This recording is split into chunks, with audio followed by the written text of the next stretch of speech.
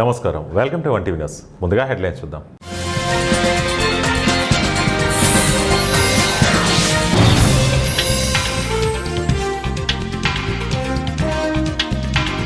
రేవంత్ రెడ్డి నాడు ఉద్యమ ద్రోహి, నేడు నీటి ద్రోహి హరీష్ రావు.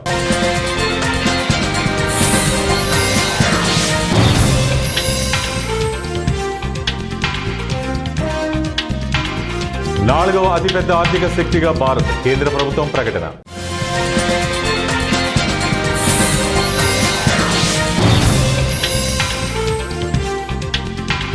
జర్మనీలోని బ్యాంకులో భారీ దోపిడీ. 2 రోజులు బ్యాంకులోనే ఉండి 316 కోట్ల కొల్లగొట్టిన దొంగలు. ముఖ్యమంత్రి రేవంత్ రెడ్డి ఉద్యమ సమయంలో ఉద్యమానికి ద్రోహం చేశాడని, ఇప్పుడు నీటి విషయంలో రాష్ట్రానికి ద్రోహం చేస్తున్నాడని మాజీ మంత్రి హరీష్ రావు మండిపడ్డారు.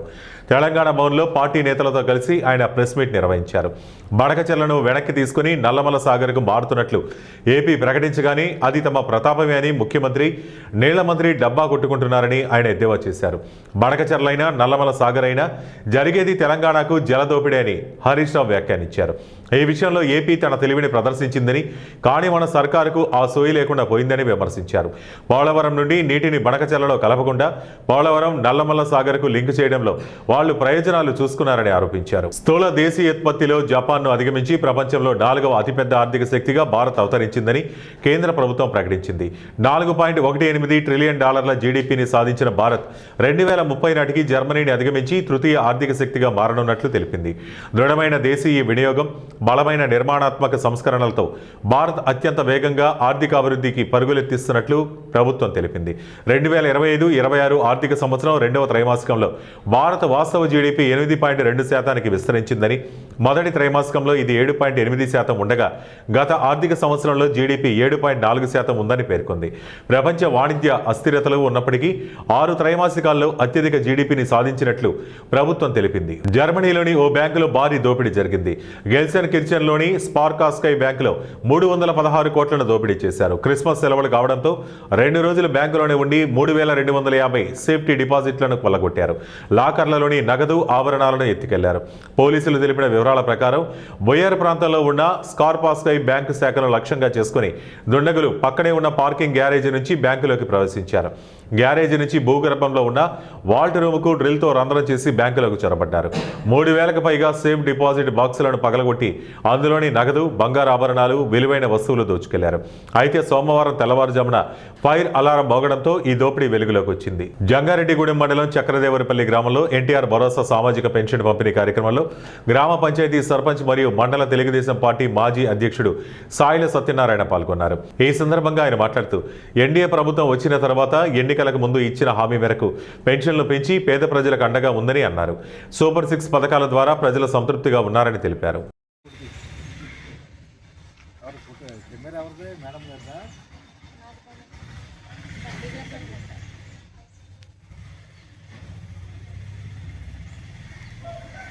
ఖమ్మం జిల్లా కల్లూరు మండలంలో రెవెన్యూ శాఖ మంత్రి పొంగులేటి శ్రీనివాసరెడ్డి విస్తృతంగా పర్యటించారు. నారాయణవనం, పేరువంచ, కొర్లగూడెం గ్రామాల్లో 15 కోట్ల రూపాయల వ్యయంతో నిర్మించనున్న బీటీ రోడ్ల పనులకు శంకుస్థాపన చేశారు. అనంతరం మండల కేంద్రంలోని ఎంపీడీఓ కార్యాలయంలో నూతనంగా నిర్మించిన వన సంరక్షణ సమితి మీటింగ్ హాల్ను, అలాగే పులిగుండాల ప్రాజెక్టు ఎకో టూరిజంలో భాగంగా నూతనంగా కొనుగోలు చేసిన 2 సఫారీ వాహనాలను జిల్లా collector Anudeep Durishetti, sub collector Ajay Yadav, జిల్లా అటవీ శాఖ అధికారి సిద్ధార్థ విక్రమ్ సింగ్తో మంత్రి పొంగులేటి ప్రారంభించారు. ఎకో టూరిజంగా అభివృద్ధి చెందుతున్న పులిగుండాల ప్రాజెక్టు పవర్ పాయింట్ ప్రజెంటేషన్ను స్థానిక ఎమ్మెల్యే రాగమైతో కలిసి పొంగులేటి తిలకించారు. ఈ సందర్భంగా ఏర్పాటు చేసిన కార్యక్రమాలలో మంత్రి పొంగులేటి మాట్లాడుతూ, గడిచిన అసెంబ్లీ ఎన్నికల్లో మీ దీవెనలతో తెలంగాణ రాష్ట్రంలో ఇందిరమ్మ ప్రభుత్వం వచ్చిందన్నారు. ముఖ్యమంత్రి రేవంత్ రెడ్డి నాయకత్వంలోని ప్రభుత్వం నిత్యం పేదవాడికి అండగా ఉంటుందని, ఉచిత కరెంట్, సన్నబియ్యం, ఉచిత బస్ ప్రయాణం, రుణమాఫీ వంటి అనేక హామీలను అమలు చేశామని పేర్కొన్నారు. రైతులకు రుణమాఫీ చేస్తామని చెప్పి ప్రభుత్వం వచ్చిన మొదటి 9 నెలల్లోనే 21,000 కోట్ల రూపాయలు 25 లక్షల మంది రైతన్నలకి రుణమాఫీ కానీ ఇలా అనేక సంక్షేమ కార్యక్రమాలకి పేదవాళ్ళకి ఇవ్వడం జరిగింది. అంతేకాదు 10 సంవత్సరాల్లో పేదవారి ఆత్మ గౌరవమైన ఇల్లు అని ఇస్తానని చెప్పి మాయమాటలు చెప్పిందే తప్ప ఇల్లు ఎక్కడ ఇవ్వకపోతే మన ప్రభుత్వం పేదోడి ప్రభుత్వం వచ్చిన మొదటి సంవత్సరమే 4.5 లక్షల ఇల్లు ఇచ్చి ప్రతి ఇంటికి 5 లక్షల రూపాయల చొప్పున మన నియోజకవర్గానికి కూడా మొదట విడత 3,500 ఇల్లు ఇచ్చాం. ఇంకా అర్హులైన పేదవాళ్ళు ప్రతి నియోజకవర్గంలో ఉన్నారు. తప్పకుండా అర్హులైన పేదవాళ్ళందరికీ రాబోయే 3 సంవత్సరాల్లో రేపు ఏప్రిల్లో మళ్ళీ 2వ విడత ఇస్తాం. ఇలా ఇంకా 3 సార్లు ఎన్నికలు వచ్చేలోపు ఇచ్చి ప్రతి గ్రామంలో అర్హులైన పేదవాళ్ళందరికీ ఇందిరమ్మ ఇల్లు ఇచ్చే కార్యక్రమాన్ని కూడా ఈ ప్రభుత్వం చేపట్టుందని కూడా ఈ వేదిక ద్వారా మీకు తెలియజేస్తున్నాను. మీ ఇంటి చుట్టూ అనేక రోడ్లు పెండింగ్ ఉన్నాయి. అవి కావాలి అని అంటే 15 కోట్ల రూపాయలు శాంక్షన్ చేపించి ఇప్పుడే మన పేరువంత నుంచి కుప్పెనకొండ వరకు 7 కోట్ల రూపాయల చొప్పున, అదే రకంగా నారాయణపురం నుంచి పేరువంతకి, అదే రకంగా నారాయణపురం నుంచి ఎన్ఎస్పి కాలువకి, అదే రకంగా కొల్లగూడ నుంచి మెయిన్ రోడ్డు కూడా అశ్వరాపేట రోడ్డు కూడా 4 రోడ్లు శాంక్షన్ చేయించి శంకుస్థాపన చేసుకునే కార్యక్రమాన్ని ముగించుకోబోతున్నాం. ఇవన్నీ చేస్తున్నాము, చేయగలుగుతున్నాము అంటే మీ దీవెనలు, మీ ఆశీస్సులు ఈ ఇందిరమ్మ ప్రభుత్వం మీద ఉండబట్టే చేయగలుగుతున్నాం. భవిష్యత్తులో కూడా రైతులకి చెప్పిన ప్రతి మాటని గౌరవ ముఖ్యమంత్రి రేవంత్ రెడ్డి గారి నాయకత్వంలోని ఈ ప్రభుత్వం చేపట్టింది. అన్నమయ్య జిల్లా కేంద్రాన్ని రాయచోటి నుంచి తొలగించి మదనపల్లిని కేంద్రంగా ప్రకటించిన కూటమి ప్రభుత్వ నిర్ణయానికి వ్యతిరేకంగా రాయచోటిలో భారీ స్థాయిలో ప్రజా నిరసన వ్యక్తమైంది. వైఎస్ఆర్సీపీ రాష్ట్ర ప్రధాన కార్యదర్శి గడికోట శ్రీకాంత్ రెడ్డి, వైసీపీ రాష్ట్ర అధికార ప్రతినిధి రమేష్ కుమార్ రెడ్డిల ఆధ్వర్యంలో పార్టీ నాయకులు, కార్యకర్తలు, రాయచోటి ప్రాంత ప్రజలు వేల సంఖ్యలో రోడ్లపైకి వచ్చి శాంతియుత ర్యాలీ నిర్వహించారు. రాయచోటి పట్టణంలోని వైఎస్ఆర్సీపీ కార్యాలయం నుంచి బంగ్లా సర్కిల్ వరకు సాగిన ఈ భారీ ర్యాలీలో మదనపల్లి వద్దు, రాయచోటి ముద్దు, రాయచోటికి న్యాయం చేయాలంటూ నినాదాలు మారుబ్రోగాయి. రాయచోటి జిల్లా కేంద్రాన్ని కాపాడాలనే డిమాండ్తో పట్టణం మొత్తం నిరసనలతో దద్దరిల్లింది. ఈ సందర్భంగా గడికోటి శ్రీకాంత్ రెడ్డి మాట్లాడుతూ రాయలసీమలోని అత్యంత వెనకబడిన ప్రాంతమైన రాయచోటిని అభివృద్ధి చేయాలనే సంకల్పంతో మాజీ ముఖ్యమంత్రి వైఎస్ జగన్మోహన్ రెడ్డి జిల్లా కేంద్రంగా ప్రకటించారని గుర్తు చేశారు. అయితే కూటమి ప్రభుత్వం అధికారంలోకి వచ్చిన వెంటనే ఎలాంటి ముందస్తు నోటిఫికేషన్ లేకుండా, ప్రజాభిప్రాయం సేకరించకుండా జిల్లా కేంద్రాన్ని మదనపల్లికి మార్చడం తీవ్ర అన్యాయమని మండిపడ్డారు. గతంలో జిల్లా కేంద్రం తొలగిస్తే రాజీనామా చేస్తానని, మీసం తీసుకుంటారని ప్రకటించిన మంత్రి మండిపల్లి రాంప్రసాద్ రెడ్డి ఇప్పటి వరకు ఎందుకు స్పందించడం లేదని ప్రశ్నించారు. రాయచోటి జిల్లా కేంద్రం తొలగిపోయిన నేపథ్యంలో మంత్రి వెంటనే తన పదవికి రాజీనామా చేసి ప్రజల ముందుకు రావాలని డిమాండ్ చేశారు. తాను గతంలో వైఎస్ జగన్మోహన్ రెడ్డి కోసం ఎమ్మెల్యే పదవికి రాజీనామా చేశానని గుర్తు చేసిన శ్రీకాంత్ రెడ్డి ఇప్పుడు జిల్లా కోసం మంత్రి కూడా రాజీనామా చేయాలని సవాల్ విసిరారు. మంత్రి రాజీనామా చేస్తే తాను బై ఎలక్షన్ల నుంచి తప్పుకుంటారని స్పష్టం చేస్తూ ప్రభుత్వానికి గట్టి హెచ్చరిక చేశారు. చట్టబద్ధమైన విధానాలు పాటించకుండా, గెజెట్ నోటిఫికేషన్ కూడా జారీ చేయకుండానే రాయచోటిని జిల్లా కేంద్రం నుంచి తొలగించడం ప్రజాస్వామ్యానికి విరుద్ధమని ఆయన తీవ్రంగా విమర్శించారు. ఇది రాయచోటి ప్రజలపై కూటమి ప్రభుత్వం చేసిన ఘోర అన్యాయమని ఆగ్రహం వ్యక్తం చేశారు. రాయచోటి జిల్లా సాధన కోసం పోరాటం ఆగదని, ప్రజల హక్కుల కోసం చివరి వరకు ఉద్యమిస్తామని వైఎస్ఆర్సీపీ నేతలు స్పష్టం చేశారు. కేంద్రంగా ఉన్న అన్నమయ్య జిల్లాను ఈరోజు 3 ముక్కలుగా చేసి,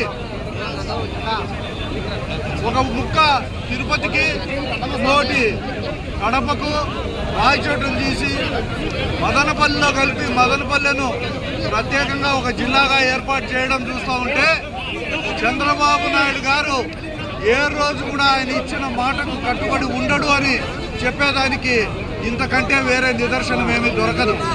ఎన్నికల సందర్భంగా ఆయన మాజీ ముఖ్యమంత్రిని పక్కన పెట్టుకొని రాయచోటి జిల్లాను ఇట్లే కొనసాగిస్తాం, అన్నమయ్య జిల్లాను కొనసాగిస్తాం, రాయచోటిని జిల్లా కేంద్రంగానే పెడతామని చెప్పి ఎన్నికల్లో నాది మొదటి హామీ అని కూడా చెప్పడం జరిగింది. ఇంతకంటే దౌర్భాగ్యం ఏమన్నా ఉందా? ఒక ముఖ్యమంత్రి ఇంత పైశాచికంగా ఆనందిస్తూ ఈ జిల్లాను ముక్కలు చేయడం చూస్తూ ఉంటే ఇంతకంటే ఈరోజు కేవలం కక్ష సాధించ ఎందుకు చేశాడు ఈ కార్యక్రమం అర్థం కాదు. వెనకబడిన జిల్లాల్లో ఇది ఒక భాగం. అన్ని వెనకబడిన నియోజకవర్గాలు, ఈ నియోజకవర్గాలకు ప్రత్యేక సహాయం అందించాలా, ఇవన్నీ దృష్టిలో పెట్టుకొని ఇక్కడ జిల్లా కేంద్రాన్ని ఏర్పాటు చేశారు జగన్మోహన్ రెడ్డి గారు. మదనపల్లిలో ఒక మెడికల్ కాలేజ్ ఇచ్చి వాళ్ళను కూడా సంతృప్తి పరిచారు. ఇట్లా ప్రతి ఒక్క ప్రాంతానికి ఏదో ఒక ప్రత్యేకతనిచ్చి ఆయన ఈ గౌరవాన్ని కాపాడుతూ వస్తే ఈరోజు చంద్రబాబు నాయుడు గారు కేవలం ఒక కక్ష సాధింపు, ఎవరి మీద కక్ష సాధింపో తెలియదు. ఈరోజు స్థానిక నాయకులు ఉన్నారు, ఇక్కడ ఒక మంత్రి ఉన్నాడు, ఒక జిల్లా పార్టీ అధ్యక్షుడు ఉన్నాడు. వీళ్ళు చాలా చంద్రబాబు నాయుడుకు కుడి భుజం ఎడం భుజం లాంటి వ్యక్తులు ఎందుకు ఆయన్ను కన్విన్స్ చేయలేకపోయినారో అర్థం కావడం లేదు. సవాళ్ళు విసురుతానే ఉంటారు. రాజకీయాల్లో ఉండేవాళ్ళు సవాళ్ళు విసిరేది ఆనవాయితీగా మారిపోయింది. ఈ సవాళ్ళు విసురుడు కాదయ్యా, ఈరోజు రాజీనామా చేసి తిరిగి ప్రజల్లో మద్దతు సంపాదించండి మొగోళ్ళు అయితే. దీనిపైన ఈ జిల్లా కేంద్రం తీసేసిన దానిపైన కడప జిల్లా వ్యాప్తంగా కూడా మీకు దమ్ముంటే అన్ని నియోజకవర్గాల్లో కూడా ఎన్నికలకు పోదాం. పాత కడప జిల్లాకు అన్యాయం జరిగిందా లేదా? చిత్తూరు జిల్లాలో 3 కేంద్రాలు పెట్టుకున్నాం. ఈ జిల్లాలో 2 కేంద్రాలు ఉంటే అవి కూడా తీసేసినాం. అంటే ఇంతకంటే దారుణం ఉంటుందా? అందుకే చెప్తున్నా, మీరు సవాల్ కాదు. చంద్రబాబు నాయుడు గారు పాత కడప జిల్లాలో ఉన్న 11 స్థానాలకు అందరం రాజీనామా చేసాం. ఈ జిల్లాను బైఫర్కేట్ చేసిన దానికి కోర్టు మరి ఈరోజు ప్రజలందరూ కోరుకుంటున్నారు ఈ జిల్లా కేంద్రం కొనసాగించాలని. నువ్వు చిత్తశుద్ధి ఉంటే నీకు రాజకీయంగా కానీ రాయచూడి ప్రజలపైన ఏమాత్రం చిత్తశుద్ధి ఉన్నా నువ్వు మంత్రి పదవికి కాదు ఎమ్మెల్యేకి రాజీనామా చేయి, నేను మాటిస్తున్నా. ఇది యథాతథంగా జిల్లా కొనసాగిస్తే నేను రాజకీయాల నుంచి స్వచ్ఛందంగా వైదొలుగుతా. లేదు నువ్వు రాజీనామా చేసి వస్తే నేను పోటీ చేయను. ఇంతకన్నా మేము ఏం చెప్పాలి చెప్పండి? రాజకీయ అజెండా లేదు. రేపు నూతన సంవత్సర వేడుకలు కూడా ఈ బాధతత్వ హృదయంతో 5 లక్షల మంది వాళ్ళ ఆవేదన నిలుపుతున్నారు కాబట్టి వేడుకలకు దూరంగా ఉందని నిర్ణయించినాం. ఈ రోజు మా వాళ్ళంతా ఇంత పెద్ద ఎత్తున వస్తున్నాం, బంధు పాటిస్తామంటే వద్దు, రేపు జనవరి 1 వ్యాపారస్తులు దెబ్బతింటారు. అటువంటి గుణం ఉన్నటువంటి వాళ్ళు. మాకు రాజకీయ అజెండా లేదు. కేవలం ఈ ప్రాంత యొక్క సెంటిమెంట్, ఈ ప్రాంత ప్రజలు కోరుకునేది లేక అవకాశం వచ్చిన దాన్ని నిర్వీర్యం చేయొద్దు అని చెప్పి మేము అడుగుతున్నాం. ఎందుకు కక్ష? ఈరోజు ఎంత మనోవేదనకు గురవుతారో చెప్పండి. ప్రజలు ఏ రకంగా బాధపడుతున్నారు? అందరూ రోడ్డుపైకి రాలేకపోయిండొచ్చు, కానీ లోపల ఎంత మనోవేదన చెందుతున్నారు. తగిన సమయంలో గుణపాఠం చెప్తారు. నీకు ఒక మంచి అవకాశం, నువ్వు ప్రజల కోసం రాజీనామా చేసి వస్తే ప్రజలు నిన్ను ఆదరిస్తారు, గుర్తు కూడా పెట్టుకుంటారు, ప్రభుత్వం పైన ఒత్తిడి పెరుగుతుంది. అంతేగాని సోషల్ మీడియాలో ఎవరో పోస్టులు పెడుతున్నారని పిల్లల్ని బెదిరించేది, వాళ్ళు అంత తెలుస్తామని 4 గుండాగాలను చెంచాగాలను చేస్తే ఎవడు భయపడేవాడు లేడు. తిరగబడితే దేనికైనా ఇస్తాం. ఓపికతో, సమయంతో ఉన్నటువంటి ప్రజాస్వామ్య స్ఫూర్తితో, ప్రజాస్వామ్య గర్వంతో మమ్మల్ని నువ్వు పోసనీకే తిట్టావు ఏంటంటూ విచక్షణ కోల్పోయి నీ ఇష్టానుసారం నీ నోరు పారేసుకున్నావు. నేను ఏ రోజు కూడా పల్లెత్తి మాట అనలేదు. కారణం, నాకు ఈ వ్యవస్థ పైన గౌరవం ఉంది. ఇక్కడ ప్రజల కోసం పనిచేశాను. నేను కష్టపడి ఇంత భౌగోళికంగా ఇన్ని రకాల ఇది ఉన్నా కూడా ఒక జిల్లా కేంద్రాన్ని ఏర్పాటు చేశాను. ఏర్పాటు చేసిన దాన్ని నువ్వు కాపాడుకోలేక అవి నిశ్చయం చేసి విమర్శిస్తున్నావు. కనీసం నన్ను విమర్శించినా పర్వాలేదు, నువ్వు ఈ జిల్లాలను కాపాడుకుంటావు అనుకున్నావు. ఓడిపోయిన రోజున గంట వ్యవధిలోనే ఓడిపోయి బయటకు వచ్చి ఎంత గర్వకారణంగా ఉంది. 6 నియోజకవర్గాల కౌంటింగ్ ఇక్కడ వచ్చింది. జిల్లా యంత్రాంగం అంతా ఇక్కడ ఉందని గర్వపడిన వారు ఓడిపోయినటువంటి ఒక గంటలో. అటువంటి నేచర్ నాది. నేను ఇంతకన్నా త్యాగం ఏం చేసుకోలేను. ఏమైనా త్యాగడానికి సిద్ధపడుతున్నా. నీకు ఏమై ఈ రాష్ట్ర జిల్లా నిలబడుతుంది, నువ్వు చచ్చిపోవడం కూడా రెడీ. నేను ఇటువంటి పరిస్థితులలో ఇంత బాధ్యతగా మేముంటే విచక్షణ కోల్పోయి ఇష్టానుసారం భాష అన్నది ఇది లేకుండా ఓ పక్కన గౌరవ రాజగోపాల్ రెడ్డి గారిని తిడుతుంది, మరొక పక్కన పాల్కొండ రాయన్ గారిని తిడుతుంది, మోహన్ రెడ్డి గారిని తిడుతుంది, బతుకున్నప్పుడు నారాయణ రెడ్డి గారిని తిడుతుంది, రమేష్ రెడ్డి గారిని తిడుతుంది. అందరినీ ఇష్టానుసారం నోరు పారేసుకుంటాం. ఇదెక్కడ కూడా ఎందుకు విచక్షణ? నీకు అంత ఇది ధైర్యం ఉంటే పోరాడు, తెచ్చినటువంటివి కాపాడు. ఎన్నో రకాలు డెవలప్ చేశాం. స్టేడియం అంట, పార్కులు అంట, శిల్పారామం అంట, ఇవన్నీ ఎన్నో ఉన్నాయి. ఇవన్నీ చేయకుండా మనం కొత్తగా మెడికల్ కాలేజ్ ఇస్తాడంటే అంటే ఉన్న మెడికల్ కాలేజ్ మదనపల్లిలో ప్రైవేట్ పరం చేస్తున్నాం. ఇటువంటి పరిస్థితుల్లో మాకేమిస్తాం? చంద్రబాబు నాయుడు గారు నర్సీపట్నం నియోజకవర్గ అభివృద్ధికి నిరంతరం కృషి చేస్తున్నామని స్పీకర్ అయ్యన్న పాత్రుడు అన్నారు. మాకవరపాలెం మండలంలో పింఛన్లు ఇంటింటికి వెళ్లి ఆప్యాయంగా పలకరించి లబ్ధిదారులకు పంపిణీ చేశారు. కొండల గ్రహారం జానకి రామపురం రోడ్డు నిర్మాణానికి 2.60 కోట్లు మంజూరు అయ్యాయన్నారు. బుధవారం మాకవరపాలెం మండలం లచ్చన్నపాలెం, వజ్రగడవ గ్రామాల్లో జరిగిన పింఛన్ల పంపిణీ కార్యక్రమంలో పాల్గొన్న ఆయన మాట్లాడుతూ సంక్షేమం, అభివృద్ధి ప్రభుత్వానికి 2 కళ్ళ లాంటివని, అర్హులైన ప్రతి ఒక్కరికి సంక్షేమ ఫలాలు అందిస్తూనే రాజకీయ వర్గ అభివృద్ధికి బాటలు వేస్తున్నామన్నారు. వీరికి నెలకి ఎంత ఇస్తున్నామంటే మనం 109 కోట్లు ఇస్తున్నాం. ప్రతి నెల, ఒక నెల కాదు, ప్రతి నెల 109 కోట్లు 41 లక్షలు ఇస్తున్నాం అనకాపల్లి జిల్లాకి. అలాగే జిల్లా తర్వాత నర్సీపట్నం నియోజకవర్గానికి, మన నర్సీపట్నం నియోజకవర్గంలో ఈ 41,500 మందికి ప్రతి నెల 17,73,00,000 ఇస్తున్నాం. సంవత్సరానికి కాదు, నెలకి. అలాగే మీ మాకారపాలెం మండలం వద్దాం. ఇప్పుడు నర్సీపట్నం చెప్తున్నాను నేను. మీ మాకారపాలెం మండలంకి వస్తే మీ మాకారపాలెం మండలం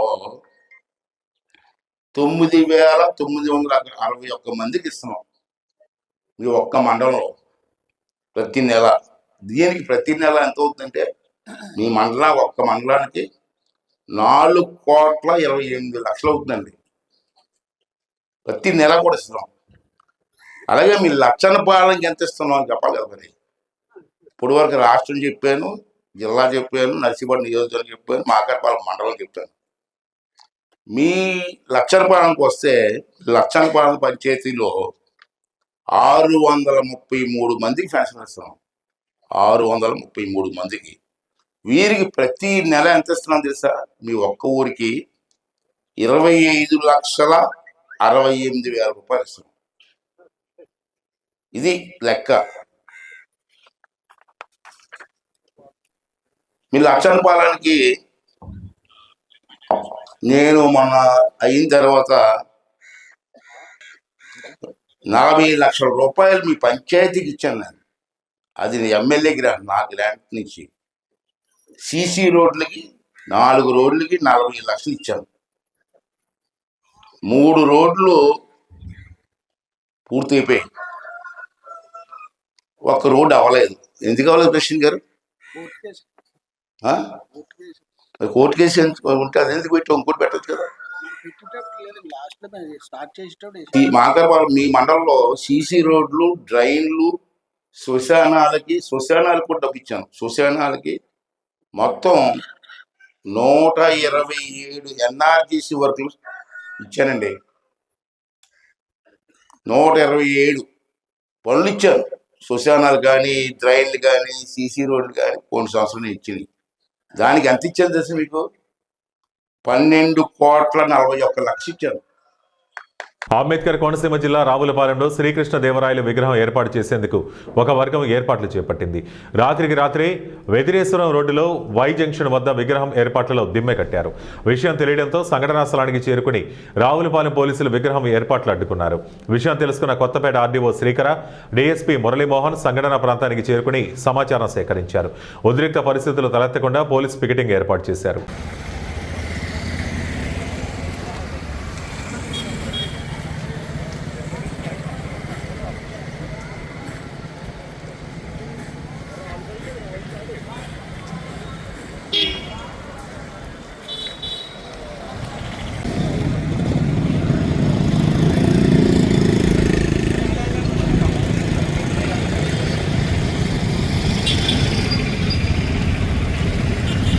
నూతన సంవత్సరం సందర్భంగా ఒకరోజు ముందుగానే పెన్షన్లు పంపిణీ చేస్తున్న ప్రభుత్వం నందిగామ మండలం మునగచెర్ల గ్రామంలో సామాజిక భరోసా పెన్షన్లు పంపిణీ చేశారు.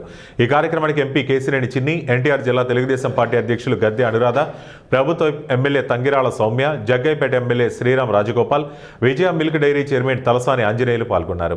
ఈ కార్యక్రమంలో పలువురు కూటమి పార్టీ నాయకులు, పార్టీ కార్యకర్తలు పాల్గొన్నారు. ఈ ప్రభుత్వం వచ్చిన తర్వాత అన్నా క్యాంటీన్ మళ్ళా పునఃప్రారంభించడం, మరి గ్రామాల్లో కూడా మరి సీసీ రోడ్డు కూడా గత ప్రభుత్వం పూర్తిగా సిమెంట్ రోడ్ వేయలేదు. ఈ ప్రభుత్వం వచ్చిన తర్వాత సిమెంట్ రోడ్ ఏర్పాటు చేయడం కావచ్చు. ప్రత్యేకంగా రోజు మునగచెర్ల గ్రామంలో పశువుల హాస్టల్ అని చెప్పి మా ముఖ్యమంత్రి గారు గతంలో 2014-19 టైంలో కూడా ఈ విధంగా పశువుల హాస్టల్ ఏర్పాటు చేయాలని చెప్పి ప్రత్యేక ఎంపీ చిన్ని గారు కమిషనర్ కావడం, మినిస్టర్ కావడం, విజయవాడ రాజలీల గారు కూడా ప్రత్యేక దీనికి మొట్టమొదటిసారిగా ఒక యానిమల్ హాస్టల్ విజయ డైరీ వారు ఎన్ఆర్జీ నరేగా నిధులతో గౌరవ ఉప ముఖ్యమంత్రి పవన్ కళ్యాణ్ గారి సహకారంతో గౌరవ చంద్రబాబు నాయుడు గారి ఆధ్వర్యంలో ఇక్కడ మొట్టమొదటి రాష్ట్రంలోనే ఒక మోడల్ యానిమల్ హాస్టల్ 175 నియోజకవర్గంలో ఇక్కడ పెట్టడం. నందిగామ నియోజకవర్గం విషయంలోకి వస్తే మరి గత పరిపాలనలో ఏ విధంగా నందిగామ మరి పూర్తిగా కుంటుపడిపోయిందో ఈరోజు ఇండియా కూటమి ప్రభుత్వం వచ్చాక దాదాపు 25 కోట్లతో మేము సిమెంట్ రోడ్స్ వేయటం జరిగిందండి. అదేవిధంగా బీటీ రహదారులు కూడా మేము నిర్మించడం జరిగింది. ఒక్కొక్కటి మరి చిన్నగా అభివృద్ధి చేస్తూ ఉన్నాం, ఒక్కొక్కటి శాంక్షన్ అవుతూ వస్తున్నాయి. ఇప్పటికే దాదాపు 9 కోట్లు బీటీ రహదారులకి మేము కేటాయించడం జరిగింది. అదేవిధంగా 100 పడకల హాస్పిటల్ ఏ విధంగా శరవేగంగా నిర్మాణం జరుగుతుందో మీరు చూస్తున్నారు. అదేవిధంగా త్వరలో ఏదైతే శాంక్షన్ అయిన కేంద్రీయ విద్యాలయం కూడా పూర్తిగా అమల్లోకి తీసుకురావాలి, నిర్మాణాన్ని అమల్లోకి తీసుకురావాలని చాలా శతవిధాల ప్రయత్నం చేస్తున్నాం. తప్పకుండా కొద్ది కాలంలోనే అది కూడా రూపుదాల్చుకుంటుందండి. అదేవిధంగా ఏదైతే చేయటానికి వీరు కంకణం కట్టుకుంటే ఇంకేముంది, ఎవరు ప్రైవేట్ వాళ్ళకి అప్పచెప్పేస్తున్నారని చెప్పి గొడవ పెట్టడం మొదలుపెట్టారు.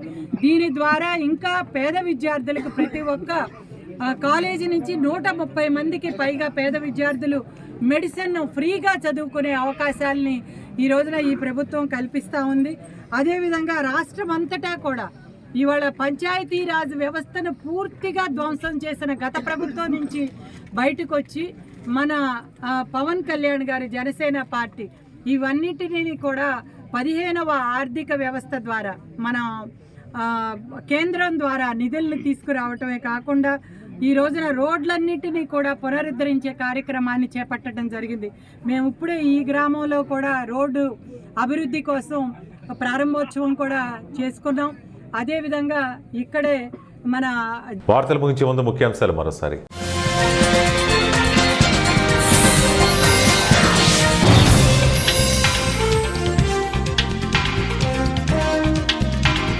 రేవంత్ రెడ్డి నాడు ఉద్యమ ద్రోహి, నేడు నీటి ద్రోహి హరీష్ రావు.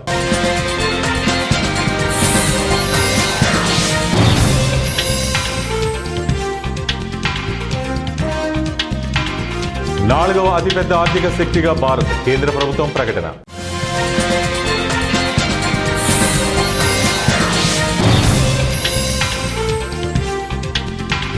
జర్మనీలోని బ్యాంకులో భారీ దోపిడీ. 2 రోజులు బ్యాంకులోనే ఉండి 316 కోట్ల కొల్లగొట్టిన దొంగలు. ఇవి ఇప్పటి వరకు బులెటిన్ అప్డేట్స్. మరిన్ని అప్డేట్స్ కోసం చూస్తూనే ఉండండి 1TV న్యూస్.